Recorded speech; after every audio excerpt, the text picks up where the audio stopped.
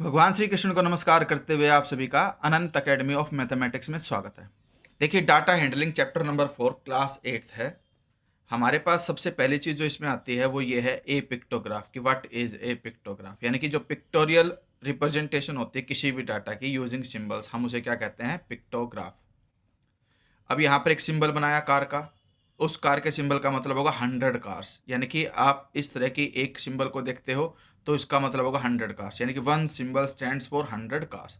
जुलाई में हमारे पास कितनी कार है? देखिए, ये 100 है, ये भी 100 है, और ये हाफ हो गया यानी कि 50। तो 100 plus 100 plus 50 is equal to 250 cars.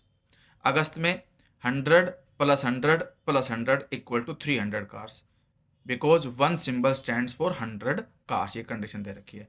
फिर सितंबर में 100 प्लस 100 प्लस 100 प्लस 100, 4 कार्स हैं तो 400 हो गया आपके पास। तो अब फर्स्ट क्वेश्चन इन्होंने अराइज किया, how many cars were produced in the month of July. जुलाई में कितनी प्रोड्यूस हुई? तो जुलाई में देखिए हमारे पास क्या आंसर आ रहा था? 250। तो इसका आंसर क्या लिख दोगे? 250 लिख दोगे। In which month were maximum number of car produced. अब आपको पता है कि इसमें 250, इसमें 300, इसमें 400, तो 400 मैक्सिमम है, और कौन से मंथ में? सितंबर में। तो आप क्या लिखोगे? In September month the number of car were produced maximum, या फिर सीधा सीधा लिख दो सितंबर मंथ। ठीक है। अब आते हैं हम नेक्स्ट जो केस आता है आपके पास, वो बार ग्राफ का आता है। बार ग्राफ में क्या होता है कि भाई a display of information using bars, यानी कि जो इन्फॉर्मेशन की डिस्प्ले वो हम बार के थ्रू करते हैं, ऑफ यूनिफॉर्म विड्थ, और सबकी जो विड्थ है वो यूनिफॉर्म होगी। Their heights being proportional to the respective values, और जो उनकी हाइट हम उनके जो वैल्यूज है उसके प्रोपोर्शनल लेकर के जाएंगे। जैसे कि इन्होंने एग्जाम्पल के तौर पे ये लिया,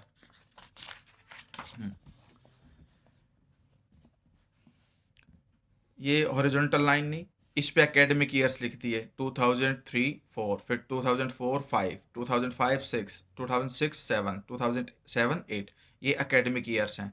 और यहाँ पर कंडीशन दे रखी है number of students in class 8, कि भाई एकेडमिक ईयर 2003 और 4 में कितने स्टूडेंट्स हैं आपके पास? देखो यहाँ इसको ना पेंसिल से आप मिला करके देख लो, 100।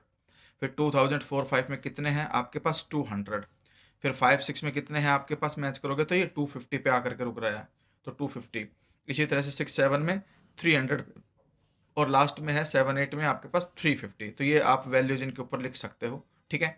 अब हम डाटा को देखेंगे, उन्होंने क्या पूछा है।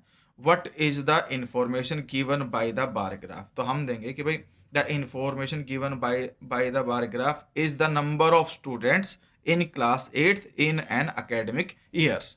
ठीक है, या इन अकेडमिक ईयर्स, कि भाई किस एकेडमिक ईयर में हमारे पास 8th क्लास में कितने स्टूडेंट्स हैं, ये हमें इन्फॉर्मेशन यहाँ से मिल रही है।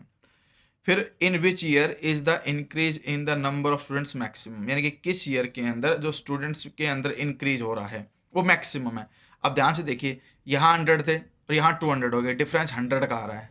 यहाँ 200 से 250 डिफरेंस 50 का, फिर 250 से 300 फिर डिफरेंस 50 का, फिर 300 से 350 फिर डिफरेंस 50 का। अब सबसे ज़्यादा डिफरेंस आ रहा है इन दोनों के बीच में।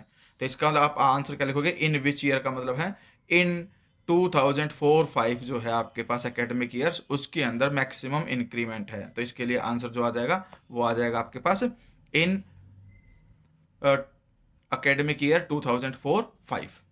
फिर in which year is the number of students maximum, और कौन से में मैक्सिमम है? तो आपको पता ही है भाई, वो तो इंक्रीमेंट मैक्सिमम तो इसमें है, लेकिन टोटल नंबर ऑफ स्टूडेंट्स की काउंटिंग के हिसाब से जो मैक्सिमम वो 350 आ रहा है, जो कौन से ईयर में है? 2007-8। तो इसका आंसर क्या आ जाएगा? इन विच ईयर, यानी कि इन 2007-8 the number of students is maximum.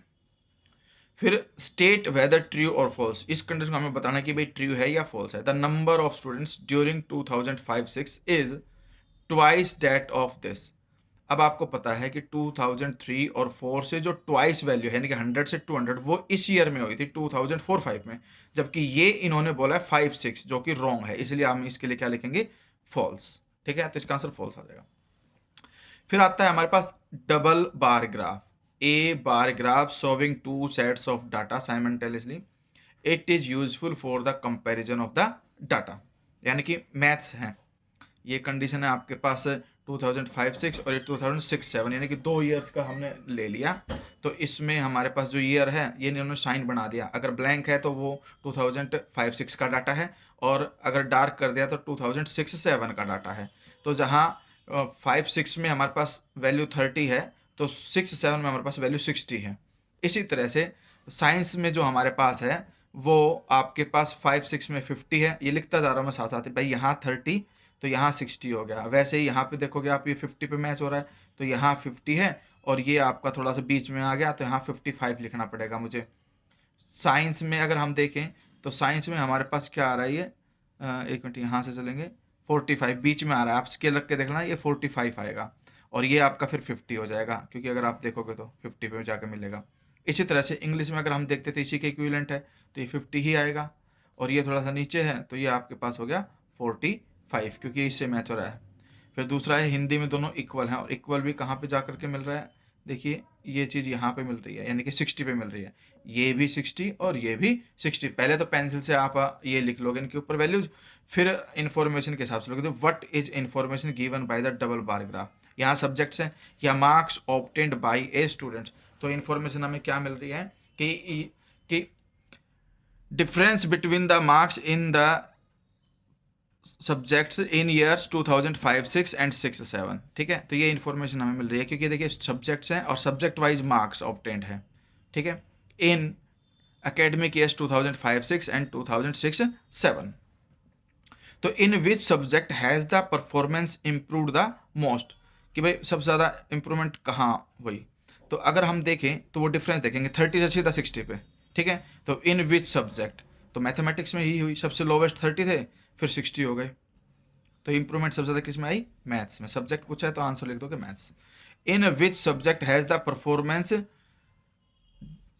डिटेरियोरेटेड, यानी कि सेम ही है, कोई उसमें चेंज आया नहीं, वो हमारे पास हिंदी का है। तो इसका आंसर क्या आ जाएगा, हिंदी आ जाएगा। ठीक है, और ये क्या कहते हैं कि in which subject is the performance at par. Par से हमारा क्या मतलब होगा इसमें,